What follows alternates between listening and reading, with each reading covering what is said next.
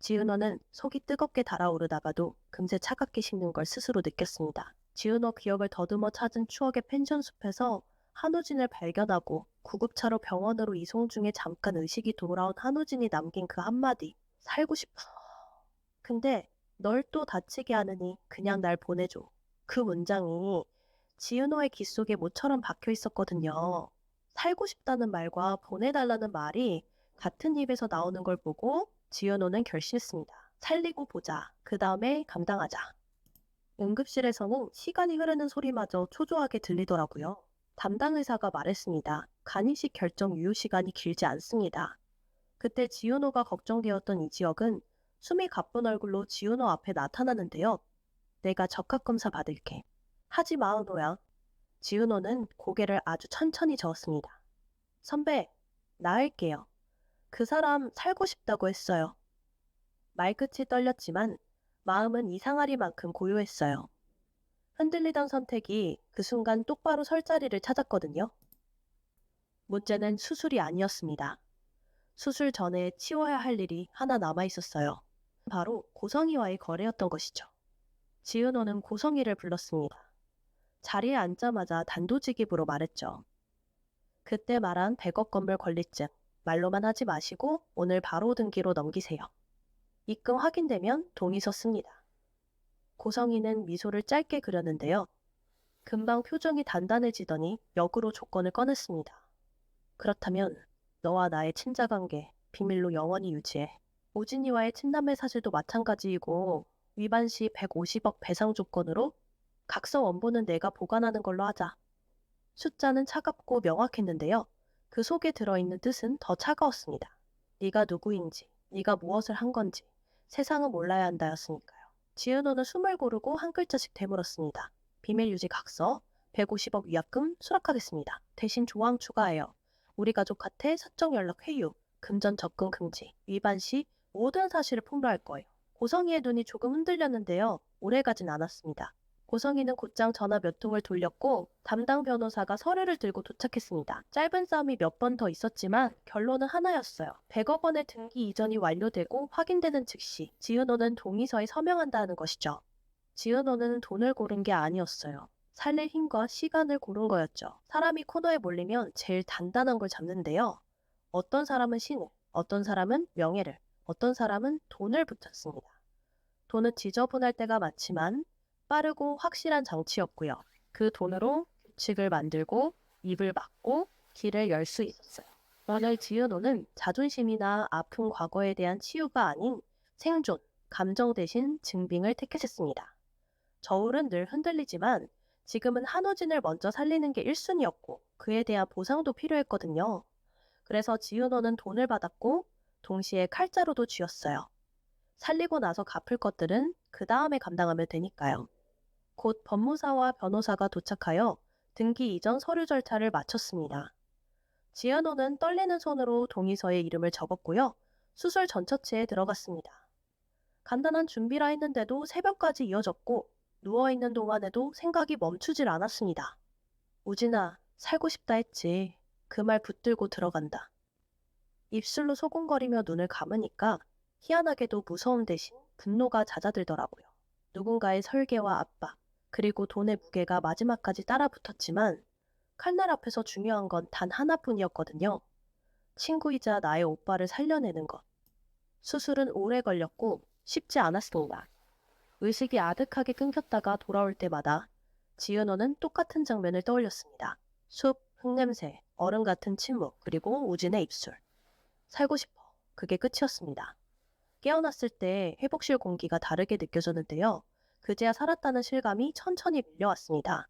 하지만 그보다 먼저 들어온 건 A4 용지 한 묶음이었어요.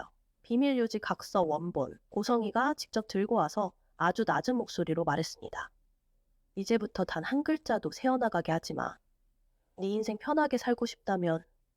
지은호는 대답 대신 펜으로 원본의 확인란에 체크를 했습니다. 위반 시 150억, 숫자가 또박또박 박혀 있었지만 마음 어딘가에서 다른 숫자가 반짝였어요. 한 사람의 목숨값으로 매겨지지 않는 것. 그날 밤 한우진이 아주 잠깐 눈을 떴습니다. 먼저 입술이 바싹 마른 소리로 묻더라고요. 은호야, 너 맞지? 지은호는 반사적으로 고개를 끄덕였습니다. 응, 여기 있어. 말은 조금만 해. 한우진은 잠깐 숨을 고르고 손가락으로 침대 난간을 더듬었습니다. 수술은 잘 된 거야? 지은호가 낮게 웃었습니다. 응? 넌 살아났어. 이건 나중에 천천히 얘기하자. 한우진이 눈을 감았다 뜨더니 조심스럽게 말을 이었습니다. 깨어나기 전에 이상한 꿈을 꿨어. 누가 우리 얘기를 덮자는 것 같았어. 지은호는 주변 커튼과 모니터를 한번 훑고 아주 작은 목소리로 답했습니다. 지금은 조용히 넘어가자. 우진아, 이제 우리 건강하게 회복해야 해. 한우진이 고개를 아주 살짝 끄덕였습니다. 알았어. 당장은 네가 정한 대로 갈게. 대신 완전히 묻지는 말자. 언젠간 말해야 해. 그 한마디에 지은호의 어깨가 잠깐 풀렸다가 다시 굳었습니다. 응, 네가 더 안정되면 그때 생각하자. 지금은 쉬어. 지은호는 이를 꼭 깨물고 여러 생각에 잠겼습니다. 가족들, 이 지역, 주위의 동료들에게 걱정을 끼치는 일을 했다는 것, 자신이 돈에 굴복당한 것은 아닌지에 대한 자괴감, 한숨처럼 웃었습니다. 은호야, 내가 살고 싶다는 건 살면 제대로 살고 싶다는 뜻이야. 진심으로. 눈꼬리에 물기가 맺혔지만 우진의 목소리는 의외로 단단했어요. 그 어떤 것보다 우리 목숨보다 클 수는 없어. 지은호는 결국 목소리를 높였습니다. 아주 낮고 아주 날카롭게. 사실 나는 고성희 씨가 준 돈 때문에 내가 수술대에 올랐어. 사실은 그 돈도 내 거라 생각 안 해. 대신 고성희 씨가 다시는 우리 집에 손 못 대게 하는 값이라고 생각해. 우진아, 나도 숨 막혀. 근데 지금은 너부터 붙잡자. 그때 문틈이 스르르 열리며 고성희가 들어왔습니다. 마스크 너머로 흐트러짐이 없었고 눈빛은 어느 때보다 맑았습니다. 깨었구나, 우진아. 우진은 침묵했고 지은호는 몸을 일으키려다 통증에 잠깐 이를 악물었습니다. 고성희는 침대 곁에 와서 담요 모서리를 정리하는 척하며 속삭였습니다. 둘 다 고생 많았다. 이제 조용히 살자. 내가 지켜줄게. 지은호는 짧게 웃었습니다. 네, 그 조용이란 단어 안에 누가 들어있고 누가 빠져있는지 우린 알아요. 고성희의 손이 잠깐 멈췄고 다시 움직였습니다. 각서 원본은 내게 있다. 네가 흔들릴수록 누군가 다친다. 그 말은 협박이라기보다 습관처럼 부드럽게 흘렀는데요. 그래서 더 서늘했어요. 며칠 동안 병실안은 낮은 숨소리와 짧은 대화만 오갔습니다. 이 지역은 매일 문 앞까지 와서 소식을 물었고 회사 사람들은 또한 안부를 전했습니다. 정순이는 멀찍이 앉아서 매번 너 하고 싶은 대로 해. 네 몸부터 챙겨라고만 말했는데요. 그 말이 지은호의 긴장을 풀어주더라고요. 반대로 지강 오는 메시지를 보내지 않았고 전화도 오지 않았습니다. 이상한 날이만큼 조용한 침묵이었어요. 가족들이 원치 않는 결정을 스스로 마음대로 강행했다는 배신감 때문일까요? 우진은 회복 속도가 빠르진 않았지만 의식은 맑아졌습니다. 의식이 돌아온 지 사흘째 되는 날, 우진이 먼저 이야기를 꺼냈습니다. 은호야, 엄마가 널 겁줬지. 어떻게 된 거야? 돈 때문이란 이야기는 뭐야? 지은호는 고개를 끄덕였습니다. 근데 그보다 무서운 건 우리가 기억 속에서만 살아있는 거야. 사실 너는 내 오빠잖아. 그건 진짜 죽은 거나 마찬가지야. 그러자 우진이 말했다가 잠시 숨을 골랐습니다. 그럼 약속하자. 지금 당장 말하자는 게 아니고 내가 퇴원하고 네가 회복되면 우리가 먼저 우리 이야기를 쓰자. 우리가 주인공인 이야기. 누가 우리 입을 막을 수 없게. 지은호는 그 말을 듣고도 바로 대답하지 못했습니다. 각서, 위약금, 돈, 회사, 가족, 너무 많은 것들이 머릿속을 동시에 뛰어다녔거든요. 하지만 한 가지는 분명해졌습니다. 살아냈으니 이제 어떻게 살지 정해야 한다는 것. 저녁 무렵 고성이가 다시 병실에 나타났습니다. 이번엔 꽃다발을 들고 있었는데요. 향이 셌습니다. 둘 다 힘들었다. 엄마가 다 정리할게. 지은호는 자리에서 몸을 일으키며 말했습니다. 정리요? 뭘 또 정리하시게요? 고성이는 미소를 유지한 채 답했어요.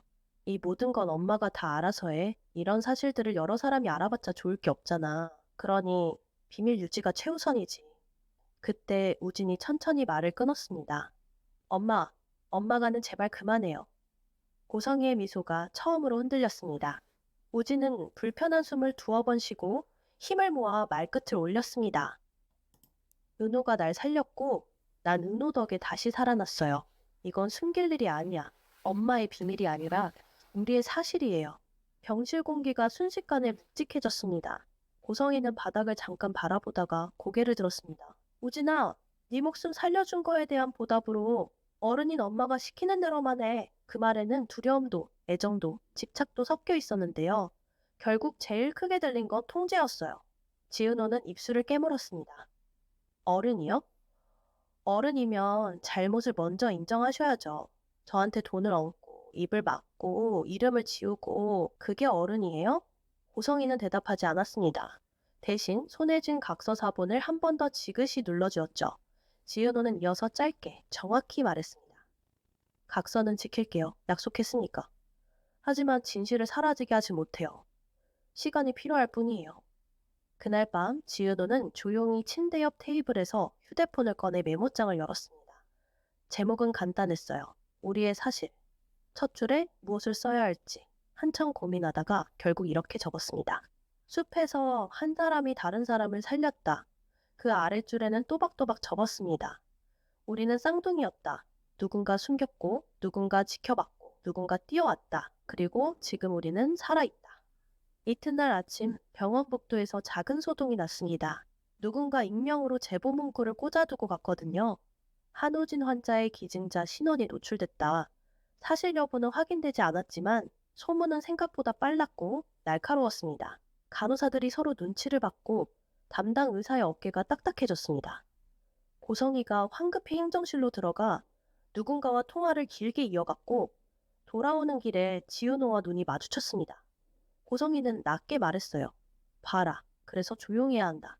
지은호는 더 낮게, 더 단단하게 받아쳤습니다. 봐요. 그래서 당신의 비밀이 문제예요. 오후가 되자 우진이 다시 잠이 들었습니다. 지은호는 창문을 반쯤 열고 천천히 숨을 골랐습니다. 머릿속에서 숫자들이 사라지고 숨냄새와 구급차 사이렌, 그리고 우진의 목소리만 남았습니다. 살고 싶어. 그 말은 여전히 무겁고 여전히 뜨거웠습니다. 그 말이 있었기에 지은호는 서명했고 누웠고 깨어났고 지금 여기에 있었습니다. 그래서 지은호는 다짐을 하나 더 덧붙였습니다. 거짓말 없이 살릴 것. 살렸다면 살아갈 자리를 정직하게 만들 것. 저녁 무렵 회복실 문이 살짝 열리더니 이지혁이 조심스럽게 고개를 내밀었습니다. 조금 들어가도 돼? 지은호는 손짓으로 불렀습니다. 이지혁은 괜히 허둥대며 물컵을 정리하고 담요 모서리를 고쳐줬는데요. 그러다 눈을 피하며 말했습니다. 잘했어. 그 한마디에 지은호는 조금 웃었습니다. 선배, 나 무서워. 이지혁은 고개를 끄덕였습니다. 무서워도 네가 정한 길이며 버틸 수 있어. 짧은 침묵 끝에 지은호는 메모장 화면을 보여줬습니다. 우리의 사실. 이지혁은 그 제목을 한 번 읽고 또 읽더니 아주 천천히 고개를 끄덕였습니다. 그게 네가 살린 다음에 하려던 거구나. 밤은 다시 길어졌습니다. 하지만 이번 밤은 이상하게 덜 어두웠습니다. 우진의 심장박동 소리가 규칙적으로 울렸고 창문 틈 사이로 든 바람이 차분했어요. 그리고 문밖 어딘가에서 누군가의 발자국 소리가 아주 오래 멈춰있는 기척이 느껴졌습니다. 고성이일 수도 있고 전혀 다른 누군가일 수도 있었습니다. 누구든 상관없었습니다. 살아있으니까 싸울 수 있고 말할 수 있고 선택할 수 있었으니까요. 마지막으로 지은호는 조용히 눈을 감고 마음속으로만 말했습니다. 우진아, 내가 살고 싶다 했지. 그 말 나도 믿어. 그러니 다음은 우리 차례야. 그 우리 속에는 더 이상 숨을 곳이 없었습니다. 숨기라는 서류가 남았고 지키겠다는 약속도 남았지만 둘은 이미 알아버렸습니다. 숨을수록 더 큰 폭발이 기다린다는 걸요. 그리고 그 폭발의 불씨가 이제 막 깨어난 남매의 목소리라는 것도요.